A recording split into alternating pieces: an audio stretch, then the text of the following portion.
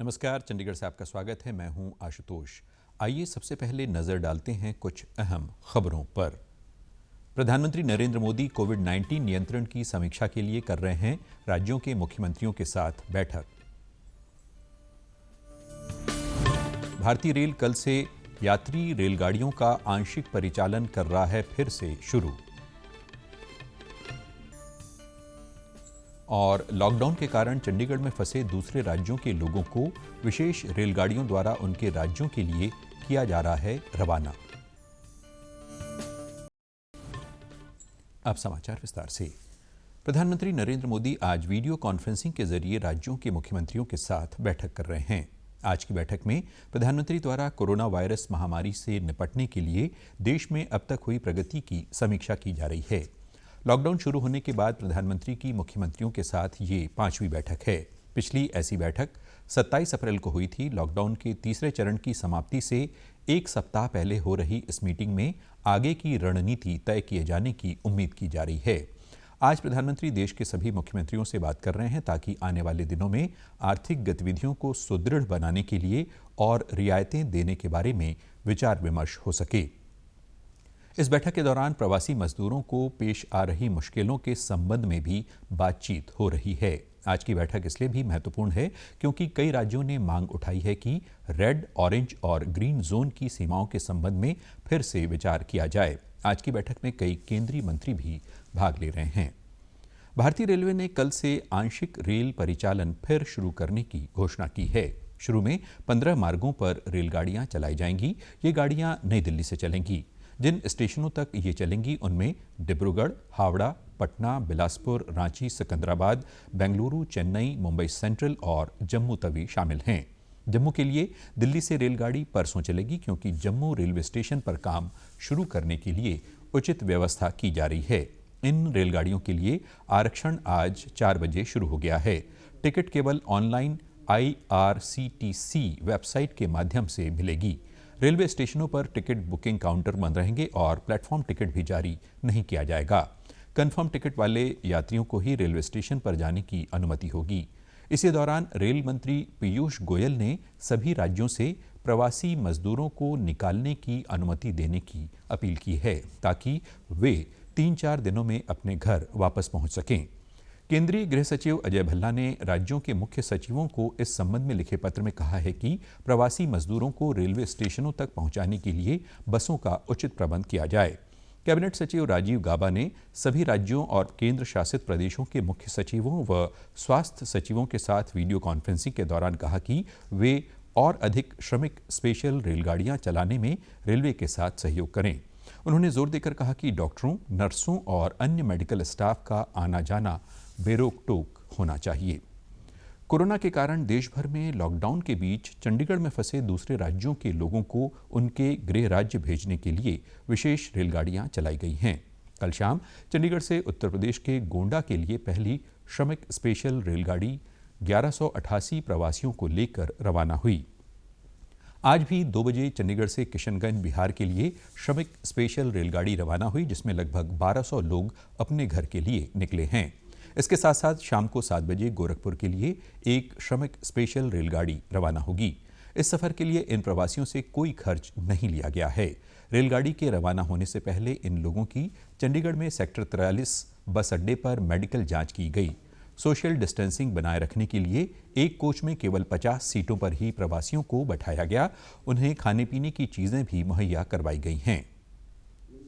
मोदी जी तो हमारे देश के एक ऐसे नेता है जो आज तक हमने ऐसे सुना ही नहीं कि इतना अच्छे नेता, जो कि बहुत अच्छे सोचते हैं, बहुत अच्छे जो भी करते हैं तो बहुत अच्छे करते हैं देश के लिए। इसके लिए बहुत बहुत धन्यवाद अपने मोदी जी को। खाने के भी पैसा नहीं लगा सर। खाना भी जो है कि अभी पूरी सब्जी और हलवा, पानी की बोतल सब चीज़ मिला हुआ है सर। सरकार का धन्यवाद देंगे, बहुत अच्छा हुआ जी। हम लोग को जो है कि जगह पकड़ा दिया, गांव भेज दिया। चंडीगढ़ प्रशासन की ओर से अपने घरों को वापस जाने के इच्छुक प्रवासियों से ऑनलाइन रजिस्ट्रेशन करवाने के लिए कहा गया था, जिसके बाद प्रशासन की ओर से विशेष इंतजाम किए गए हैं। प्रवासियों के फोन पर मैसेज भेजकर उन्हें गाड़ी रवाना होने की जानकारी दी जा रही है। शहर से उत्तर प्रदेश तथा बिहार लौटने वाले लोगों की अधिक संख्या है, इसलिए आज से 17 मई तक प्रतिदिन श्रमिक रेलगाड़ी रवाना की जाएंगी। प्रवासियों ने प्रशासन द्वारा उनके वापस जाने के लिए किए गए प्रबंधों पर खुशी व्यक्त की है।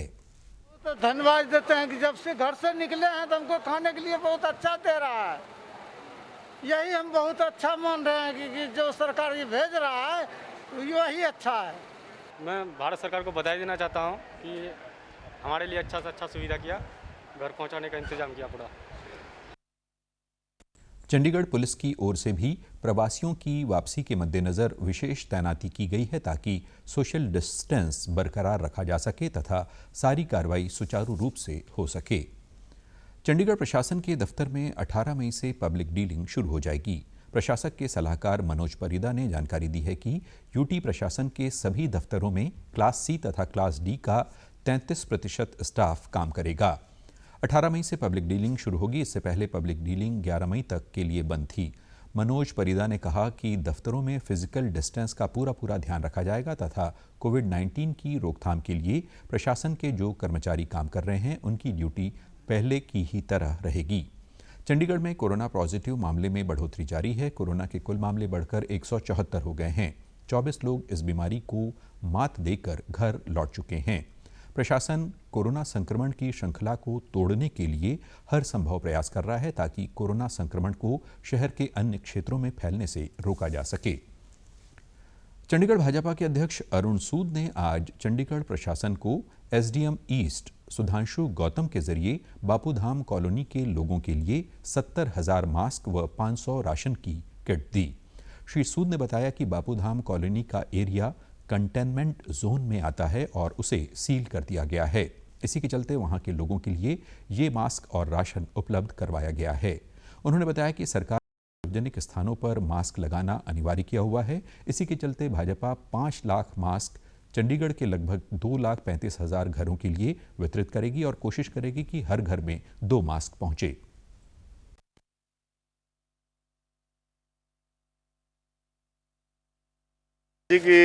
ਭਾਰਤੀ ਜਨਤਾ ਪਾਰਟੀ ਨੇ ਇੱਕ ਨਿਰਣਾ ਲਿੱਤਾ ਕਿਉਂਕਿ ਸਰਕਾਰ ਵੱਲੋਂ ਇੱਕ ਐਸੇ ਆਦੇਸ਼ ਹੋਇਆ ਕਿ ਲਾਕਡਾਊਨ ਖੁੱਲਣ ਤੋਂ ਬਾਅਦ ਜਾਂ ਹੁਣ ਕੋਈ ਕਿਸੇ ਵੀ ਵਿਅਕਤੀ ਨੇ ਘਰ ਤੋਂ ਬਾਹਰ ਜਾਣਾ ਹੈ ਉਹਦੇ ਲਈ ਮਾਸਕ ਪਹਿਨਣਾ ਅਨਿਵਾਰਿਆ ਹੈ, ਨਹੀਂ ਤਾਂ ਉਹਨੂੰ ਸਜ਼ਾ ਹੋਏਗੀ, ਜੇਲ੍ਹ ਹੋਏਗੀ।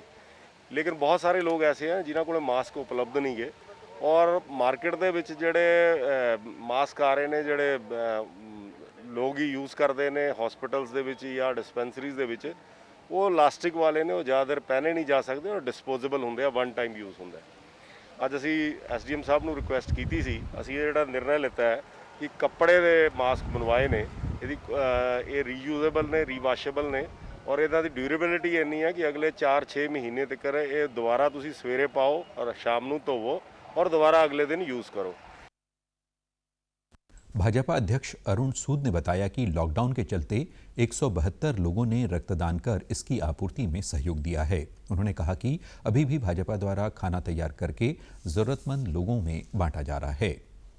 पंजाब हरियाणा में आर्थिक गतिविधियां जारी हैं। आवश्यक सावधानियों का अनुपालन सुनिश्चित करते हुए उद्योग कार्य कर रहे हैं। लुधियाना की एक टायर निर्माण इकाई में देखा जा सकता है कि सभी सावधानियां बरतते हुए यहां के कर्मचारी काम कर रहे हैं।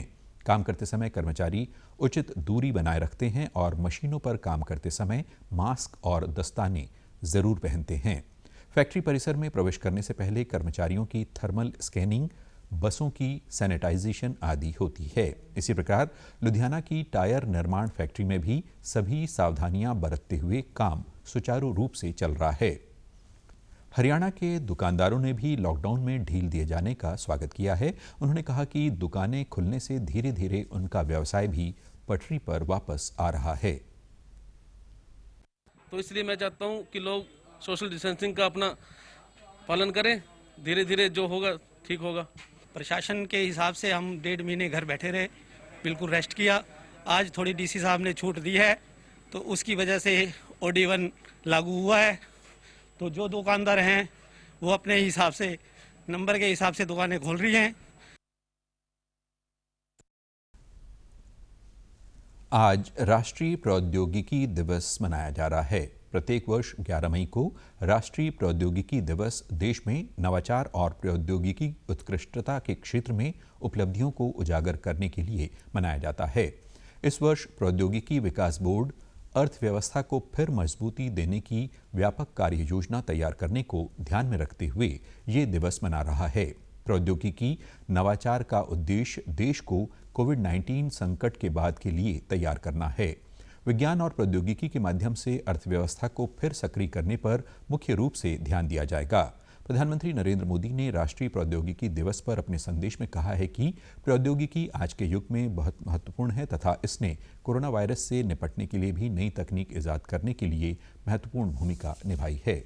और अब खबरें फटाफट। हरियाणा के रोहतक व झज्जर रेलवे स्टेशनों से बिहार के लिए रवाना हुई 2 रेलगाड़ियां, जिनमें 2400 से अधिक मजदूर अपने घरों के लिए हुए रवाना। और पुणे के राष्ट्रीय विषाणु विज्ञान संस्थान ने कोरोना संक्रमण की जांच के लिए रक्त में एंटीबॉडी के आकलन पर आधारित जांच किट कोविड कवच की तैयार। इसी के साथ चंडीगढ़ से समाचारों का सिलसिला समाप्त होता है। नमस्कार।